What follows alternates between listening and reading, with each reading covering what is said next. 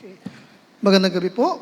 At inyong buksan yung Bible sa book of Matthew chapter 6. Matthew chapter 6. At ating babasahin po mula talatang 5 hanggang 6. Dalawa po yung ating teksto po ngayong gabi. At ngayong gabi ay libig ko kayong muling dalhin patungkol po dito po sa kahalagahan ng panalangin sa buhay ng mananampalataya. Now, in the book of Matthew chapter 5, Matthew chapter 6, 5 to 6, ay binigyan tayo ng Panginoon ng instruction kung ano ang ating gagawin sa ating po mga pang-araw-araw na mga pasanin sa buhay, pangangailangan at mga tuksong dumarating sa atin. Bagamat maraming Kristiyano ay nagpapakatatag at nagsisikap na mapagtagumpayan ang mga pangangailangan at tuksong dumarating sa kanyang buhay, ganun ba man, ang ating Panginoon pinagbigay ng maliwanag na solusyon. No?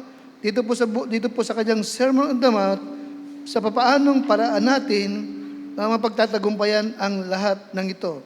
In Matthew chapter 6, 5 to 6, ano sabi ng Panginoon? Pakibasa nga ulit, Matthew chapter 6, 5 to 6.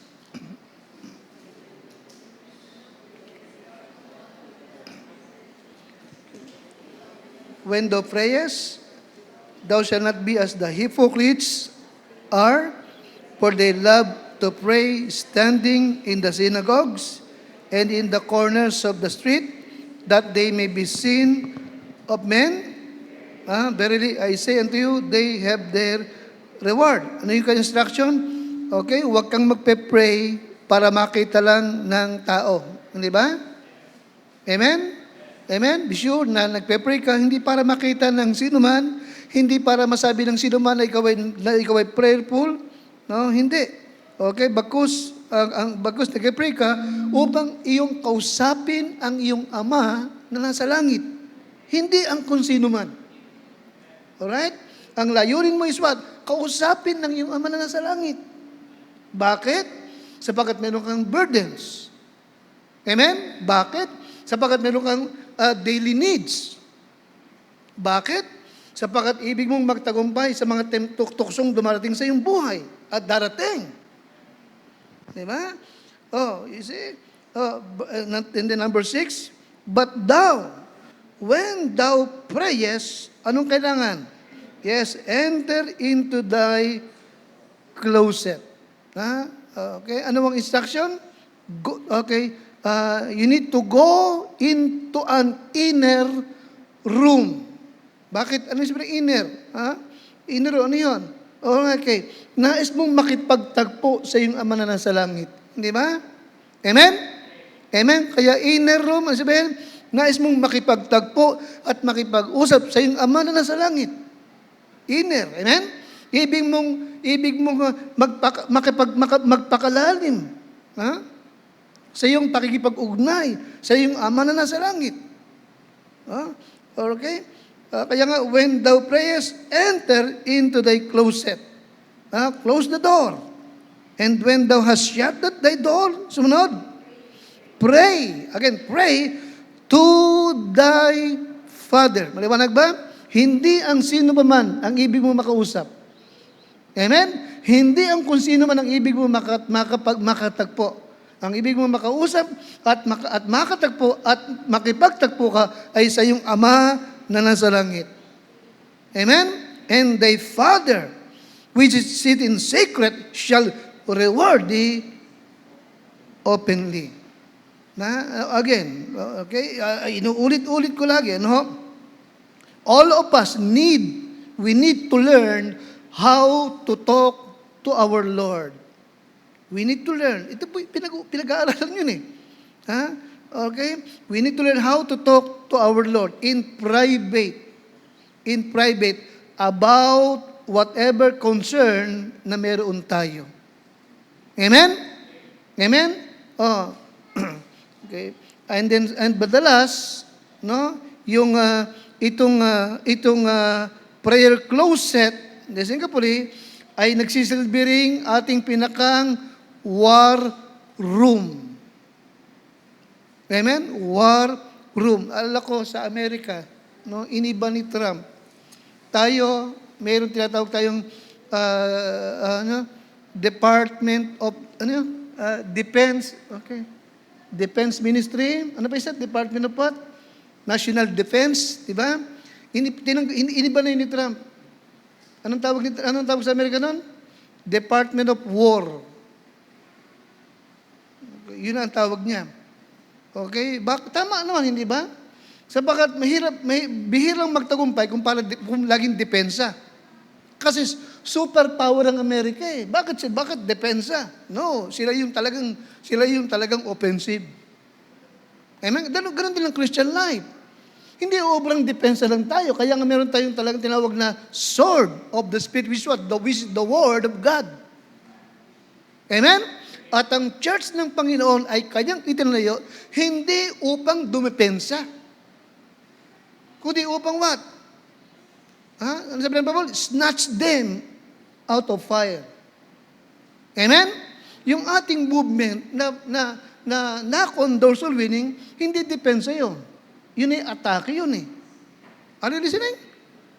Amen? Hindi ba in Matthew 16:18, upon this rock I will build my church and the gates of hell shall not prevail. Amen? Shall it prevail? Hindi ibig sabihin dumidepensa ang church. No. Ang church ang siyang sumasalakay. Amen? And the moment na sumalakay ang church, walang magagawa na hadlangan ito ng gates ng impyerno. Amen, Krista? Amen? Now, in Ephesians chapter 6, no, all right, okay, verse number 10 to number 13, dito ay niliwanag naman na tayong mga mananampalataya at ang church ng Panginoon Jesucristo ay nasa pakikipagtunggali sa tuwi-tuwina. Tayong Kristiyano, huwag natin kakalimutan, at ang ating church ay nasa pakikipaglaban sa tuwi-tuwina. Okay, meron tayong struggle, meron tayong talagang kinakalaban. At ulitin ko, okay, not with people, but against what? But against power. Against what? Against spiritual wickedness in high places. Di ba? Amen? Ang ating pakikipaglaban ay laban sa mga kapangyarihan. Maliwanag ba?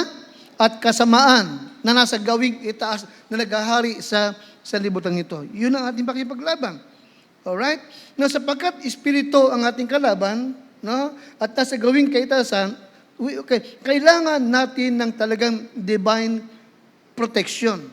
Kailangan natin sa pakikipaglabang ito ng full armor of God. Amen, kasi? At uulitin lang natin, no? Baka kasi nakalimutan nyo, at ibig ko rin, ay muli nyo itong kunin at ituturo nyo rin. Alright, Ephesians chapter 6, verse number 10 to 13.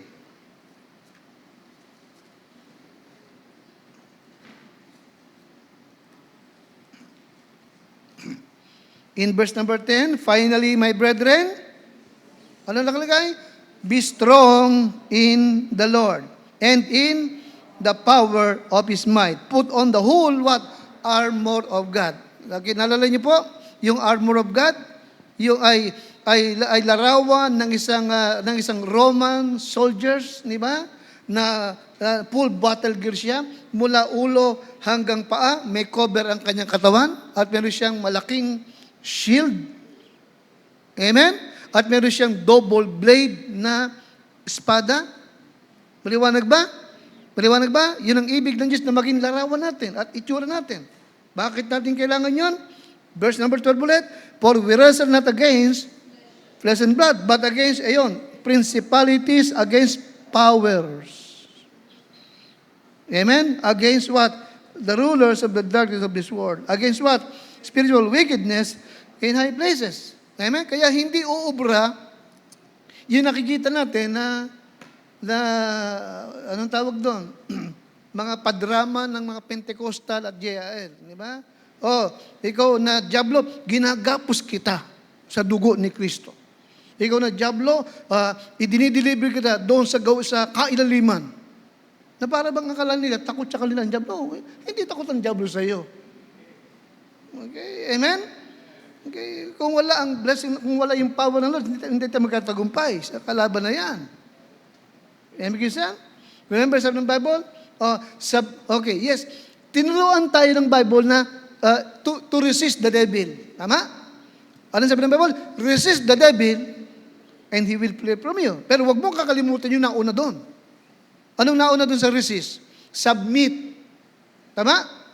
Okay, ano na? Submit yourselves, therefore, to God. Anong sumunod? Ayun, resist the devil, and he will flee from you. Maliwanag, amen?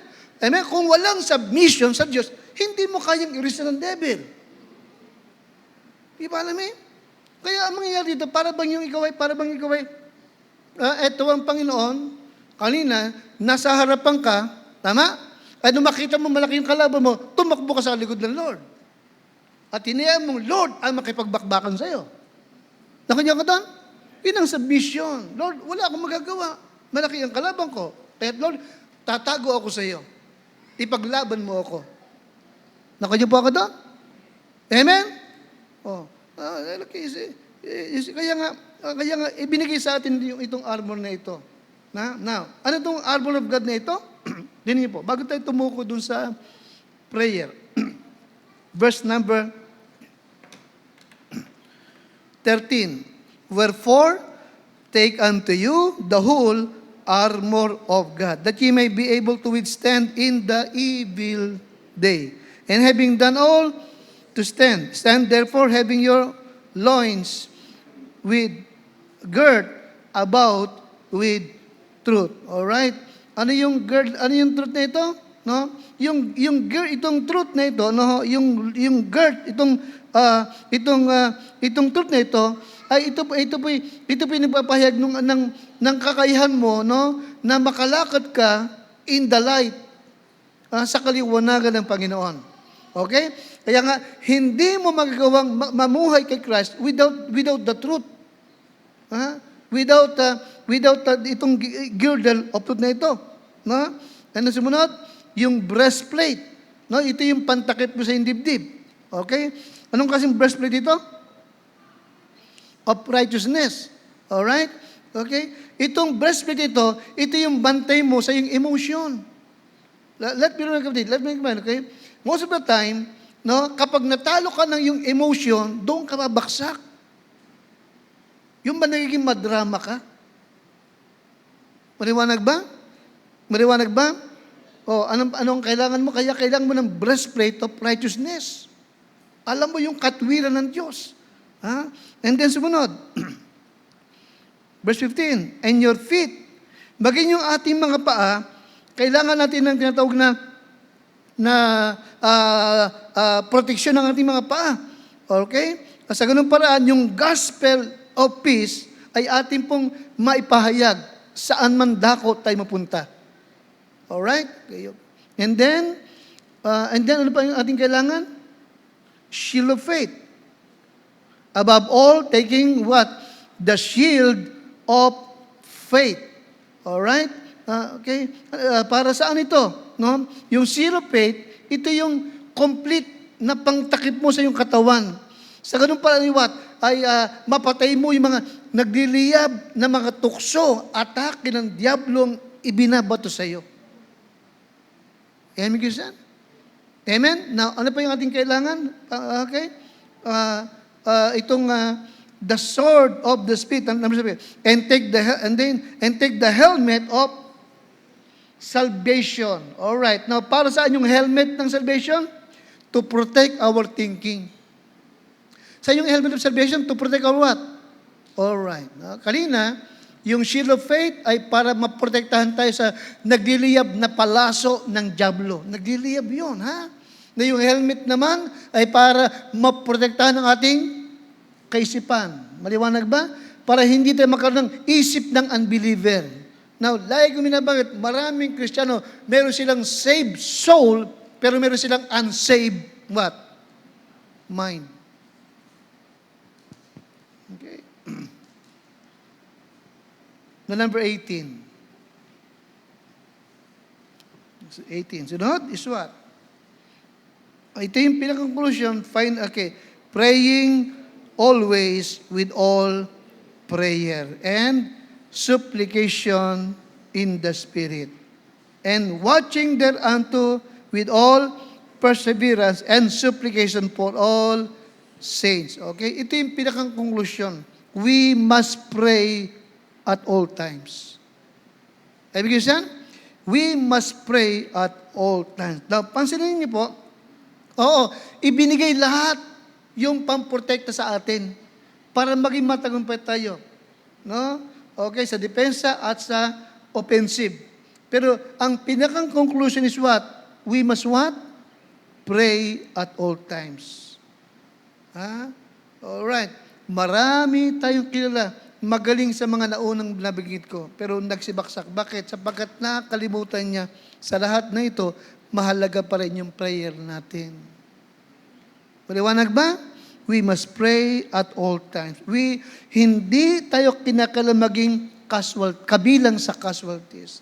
Hindi tayo kinakailangan maging biktima. Okay? Kaya ang Diyos ay nagbigay sa atin ng key. No? Key. To living in a manner na magiging kalugod-lugod tayo sa Panginoon at magtagumpay tayo sa labanang ito. Sa paanong paraan? Prayer. Prayer. Mahalaga na meron tayong lugar sa panalangin. At mahalaga, alam natin ang lugar kung saan tayo dapat mananalangin. Kaya yun ang aking paksa ngayon, Christ place of prayer. Alright? Christ place of prayer. Yes, merong lugar ang Panginoon, no, upang tayo ay manalangin. Panginoon, papatnubay mo po ako sa paghahatid ng iyo pong salita.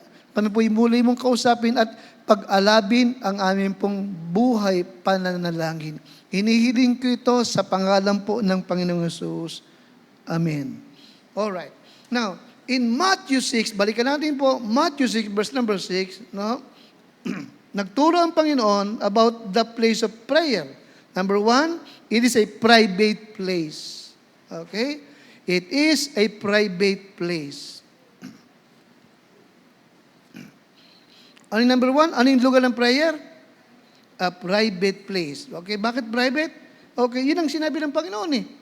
Wag mong aalisin ito sa buhay mo. Mag-uukol ka talaga ng oras at ng pribadong lugar. Oras at pribadong lugar para sa iyo at sa Panginoon. Maliwanag ba? Para sa iyo at sa Panginoon. Anong sabi ulit ng Matthew 6:6? Okay, again. But thou, when thou prayest, enter into thy closet. Anong sumunod? Isara mo yung pinto. Alright? And then what? Pag nakasara ang pinto, pray to thy Father which is in secret. Yes, it is a private place. Alright?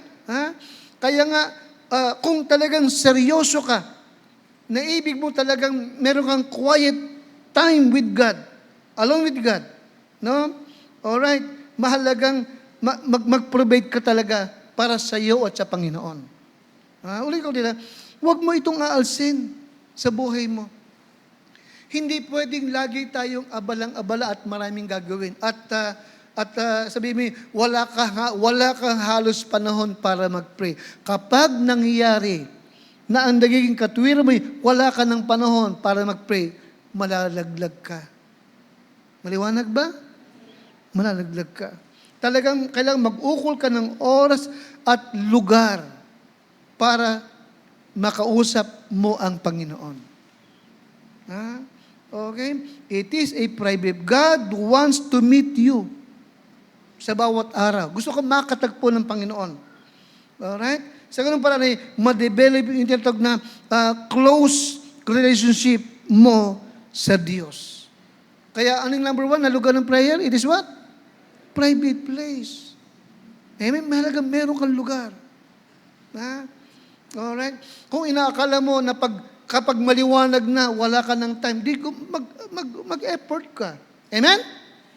Gumising ka na higit na mas maaga. Para hindi ka na istorbo. Amen? May help nga. Nandiyo po ako? Amen? Mahirap yun. Okay? Hindi ka mapapakali.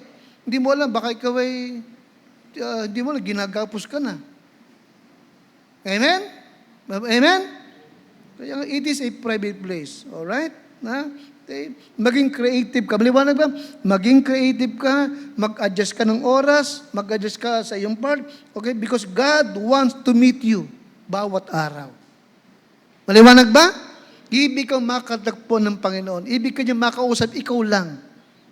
Sa bawat araw. Yes, it is a private place. Amen? Pangalawa, no?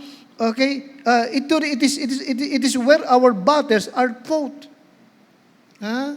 Okay? Sa iyong pakipagtagpo sa Panginoon, dito yung digma, dito yung battle mo, dito mo ito hinaharap. Kapag nag-pray ka, dito mo hinaharap yung mga battle mo sa buhay. May pasaning ka, may kagipitan ka, may pangangailangan ka, may takot ka, may tuksong dumadating sa dito mo ito hinaharap. Amen? Kasama ng iyong Panginoon. Maliwanag ba? Oh. Yan niyo po. Luke 22, 41 hanggang 46. Luke 22, 41 hanggang 46. Okay. Dito ka nagsusumbong. Amen?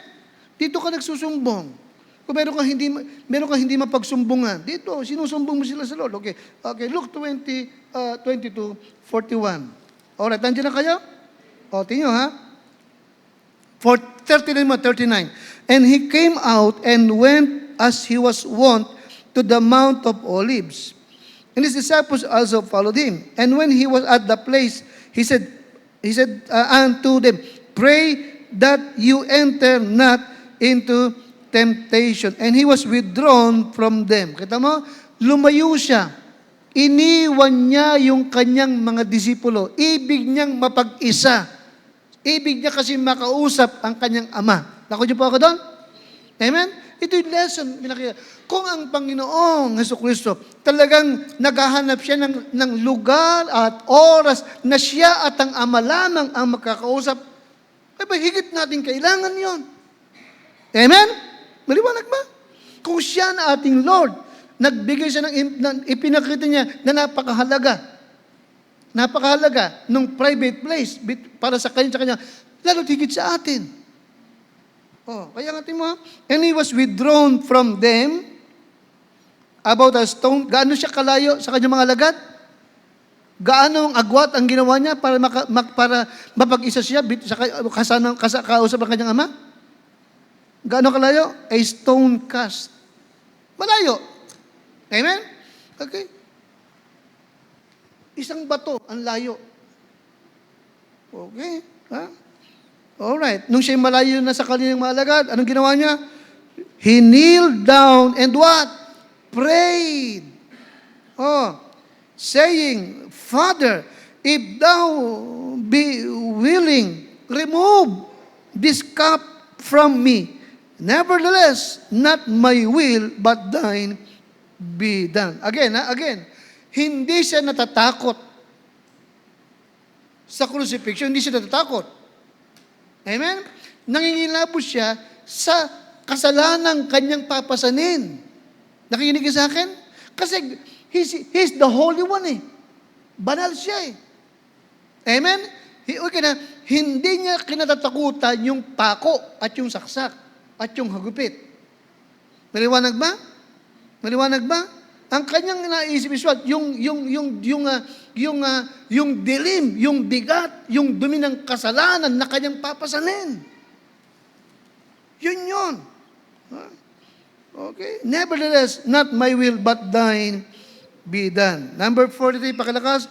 And there appeared an angel unto him from heaven, strengthening him.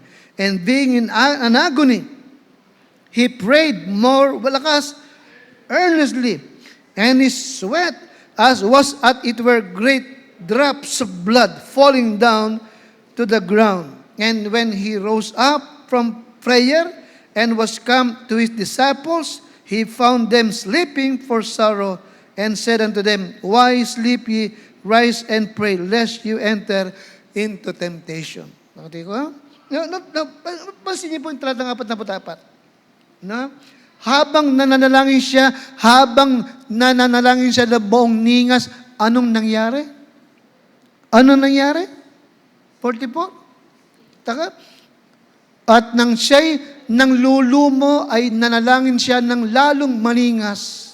At ang kanyang pawis ay naging gaya ng malaking patak ng dugo na tumutulo sa lupa. Ngayon, dito lang, sa 44, maraming mga kilalang Bible scholar ang naniniwala na doon pa lamang sa hardin ng Getsemani, ibig na siyang patayin ni Satanas. Kaya talagang, ang naganap sa 44 ay what? Battle. Nakikipaglaban na siya dito. Nakikunan niyo po ako? Kaya yung kanyang pawis ay pumatak na parang dugo. Maliwanag? Amen? Ang naging kalakasan niya at tagumpay niya is what? What? Lakas? Prayer. Do you follow me, Christian? Kaya anong sabi ko? Yung ating point number 2, it is where our battles are what? Fought. Amen? Kaya yung prayer, battle yan. Pakikipagdigma yan. Amen? Pansinin mo. Ha? Lagi kang hahadlangan ng dyablo sa pananalangin. Lagi. Okay? Ha? Kaya nga, every time na tayo po'y haharap sa mga mabibigat na pagsubok, pasanin, ano pa, conflict with people, no? Mahalagang ito po'y atin munang ilalapit, amen? Sa ating Diyos. Bakit? Because we need His guidance. We need His assistance. Amen? We need His power. We need His energy. Amen, Christian? Tuwing ako mag-preach, lagay ko, Lord, mahina ako, malakas ka. Kailangan ko, Lord, ng kalakasan mo, Panginoon. Okay? Madalas, alala ko yung kay Hernandez noon sa Batangas City, malaking simbahan yun. Matanda yun sa akin, 44 years na yung church.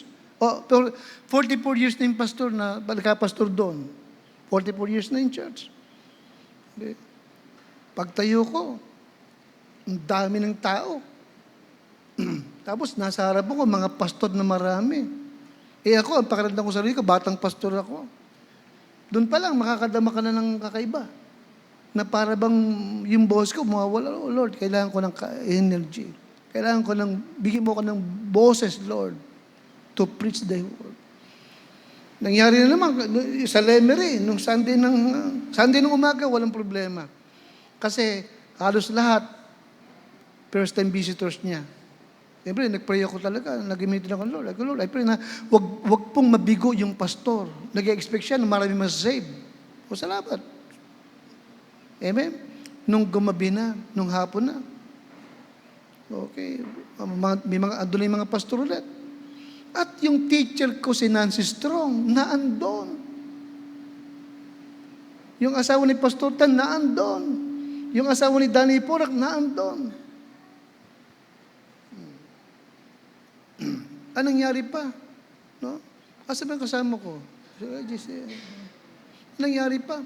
Pagkakain ko ng tanghalian, ubo ako ng ubo. Mamalat ako. Pray ako. Lord, bigyan mo ko ng boses para may deliver ko yung salita mo.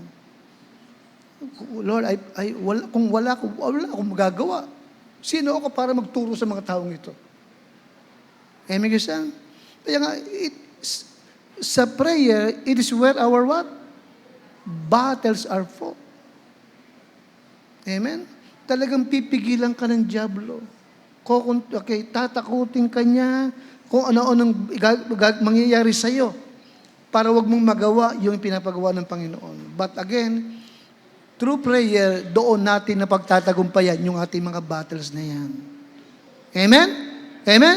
Kung ang Panginoon, di ba, nakipaglaban sa magitan ng prayer, ganoon din makikipaglaban tayo.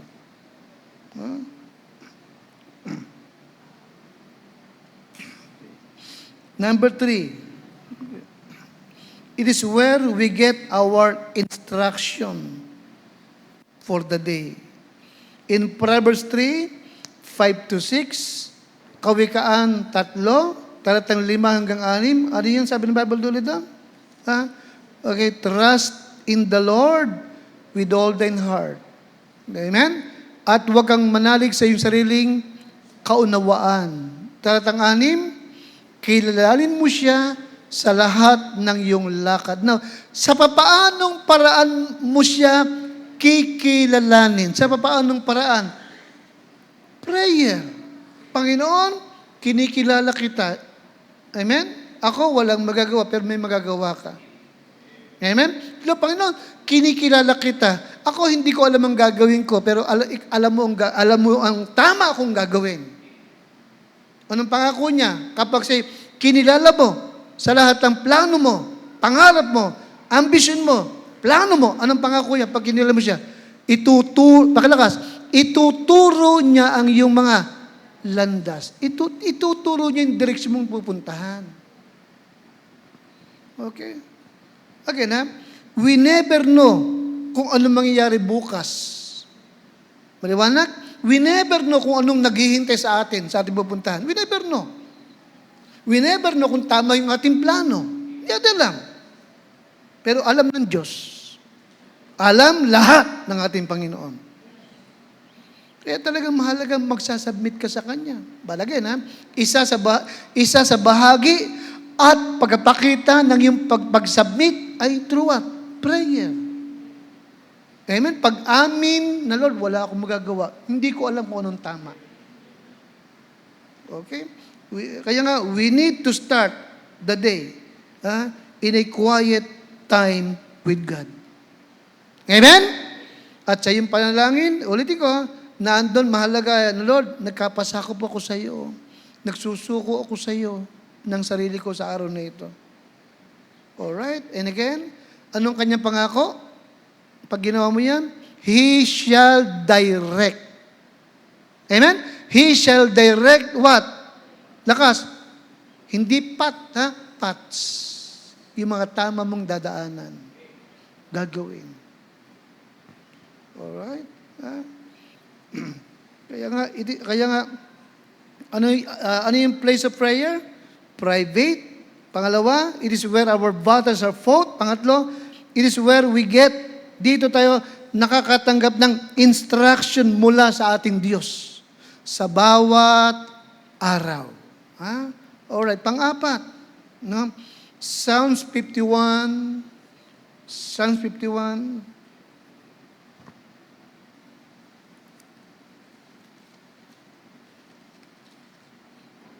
Okay, Psalms 51.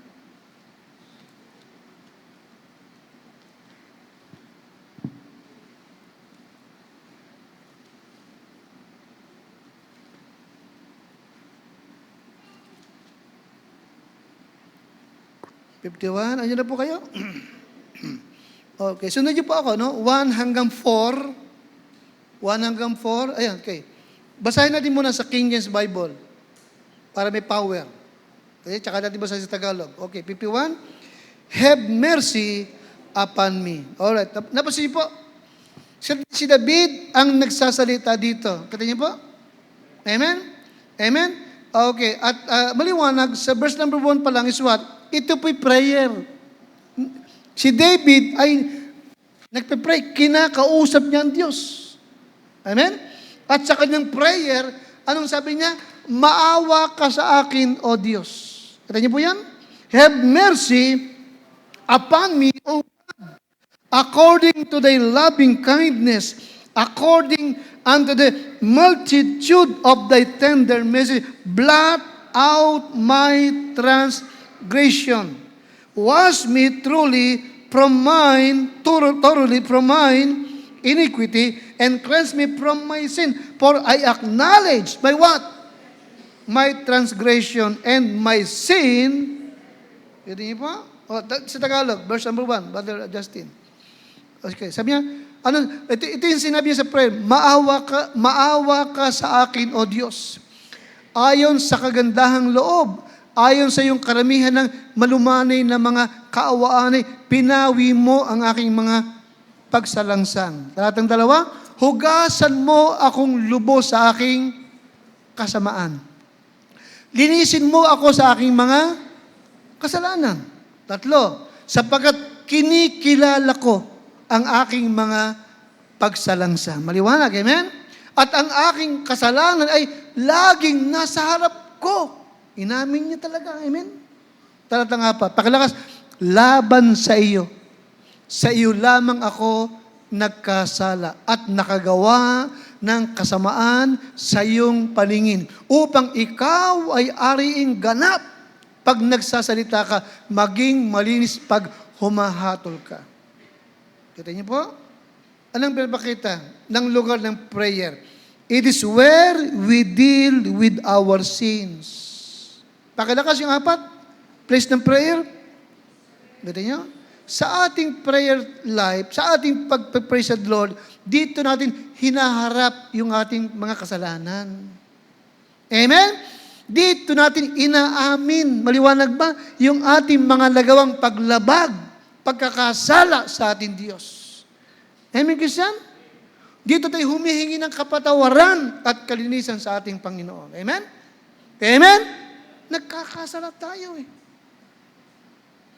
At kung kinakailangan, mag-sorry ka sa pagkasalanan mo.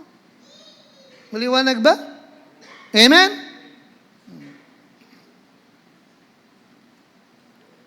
Yung isang araw, ano bang araw yun? Friday yata yun.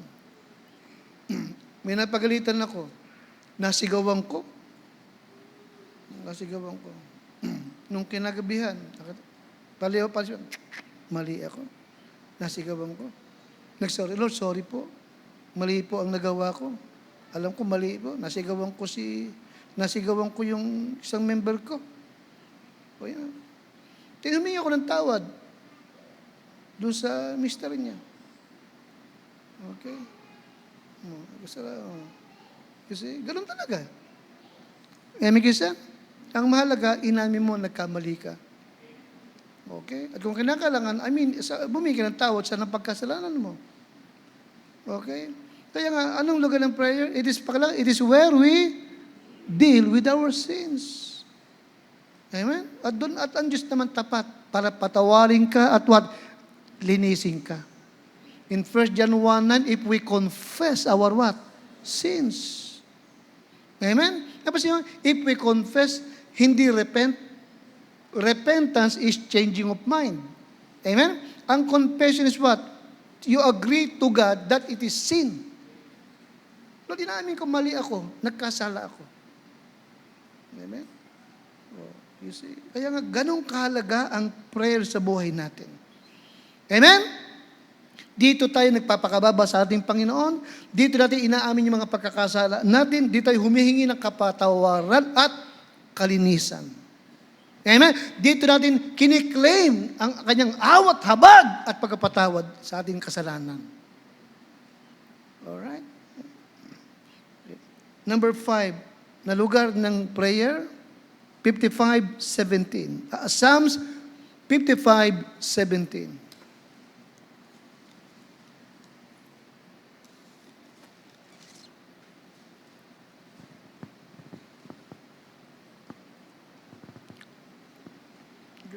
Tipo, 16 to 17, andiyan kayo?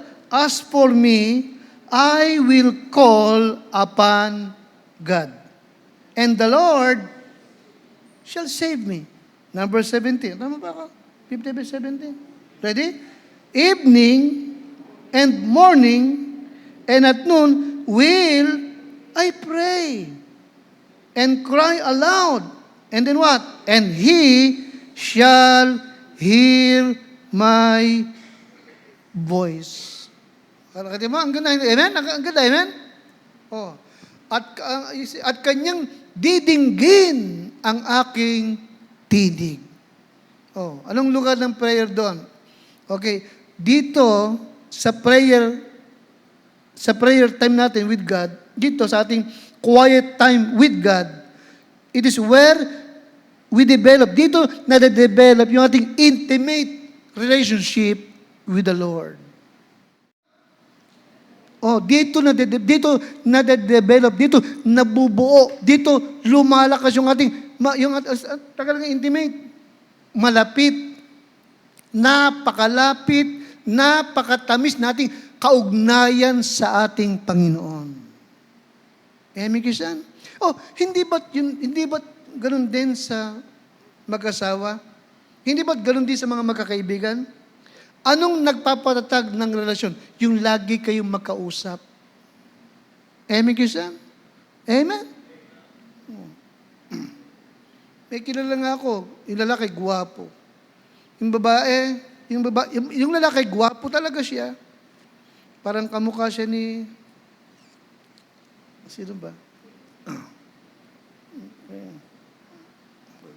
Gwapo yung lalaki. Yung babae naman, mahaba buhok. Tsaka medyo payat siya. Ganoon. Ganoon. Pero lagi silang magkausap. Nagulat na lang ang lahat. Nung malaman ng lahat, mag-sweetheart kayo. Lalo sila nagulat. Nung yung lalaki magpasyang, papakasalan ko siya. Bakit nagkaganon? Kasi lagi silang magkausap. Amen? Ganun, maliwanag ba? Nagkaroon ng intimate, relationship. Sapagkat lagi sila nag-uusap. O ganoon din sa Panginoon. Maliwanag ba? Ay makita mo, para malaglag ka sa pagkakasala kasi malayo ka sa Panginoon. Amen? Hindi close ang iyong relasyon sa Kanya. Okay? Kaya upang maging matatag, very close ka sa Lord, anong kailangan? Huwag mawala ang iyong quiet time with God. Huwag mawala yung pag-uusap yung dalawa, kayo lang. Meron kang oras, meron kang lugar, na ikaw at ang Diyos lamang ang nagtatagpo at para mag-usap. Amen, Kisan? Amen? Okay. Kaya nga, don't be too busy. Nahalo sa'yo talagang wala ka ng oras sa Panginoon. Okay? Sapagat sa iyong oras na pananalangin, doon lumalago, doon lumalago at lumalalim ang iyong relasyon sa Diyos. Alright? Okay. Ano pa? Okay. It is where we are strengthened. Okay? It is where we are strengthened. Doon tayo niya pinapalakas. Doon niya tayo pinatitibay.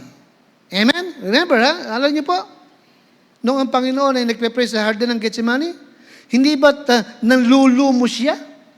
Amen? Amen? Okay. Nanlulumo siya. At yung kanyang pawis ay parang dugo na tumutulo. Tama? Pero doon siya pinalakas ng kanyang ama. Alright? Upang magsugo ang ama ng angel upang siya po'y palakasin. Maliwanag ba, kapatid? Amen? Kaya sa iyong panghihina, sa iyong panglulupaypay, sa iyong takot, pagkatakot, doon ka lagi, siguro mong makikipagtagpo ka. Ikaw at ang Diyos ay mag-uusap. Alright? So tonight, Christian, where do you go to pray in private? Okay. Yun ang gusto ko itanong. Where do you go to pray in? Sulat mo. Okay? Where do you go to pray in private? Saan ka nagpupunta upang makipagtagpo ka sa Panginoon? Saan? Meron ka bang lugar sa iyong bahay? Amen? Siguraduhin mo na may lugar ka sa iyong bahay. At siguraduhin mo rin may oras ka sa iyong Panginoon. Alright? Okay. At kung sinasabi mo naman, no, na nawawalan ka ng oras, no, ano naman ang humahadlang sa iyo? Kung wala ka ng number 1, bakit? Anong dahilan? At ano ang humahadlang sa iyo? At pangatlo, anong nararapat mong gawin para ma-overcome o mapagtagumpayan yung mga hadlang na yan. Dapat. Amen? Dapat mawala yung mga hadlang na yan. Dapat talaga meron kang private place para sa Panginoon. Ha? Tumayo po tayong lahat at panalangin. Dakilang Diyos,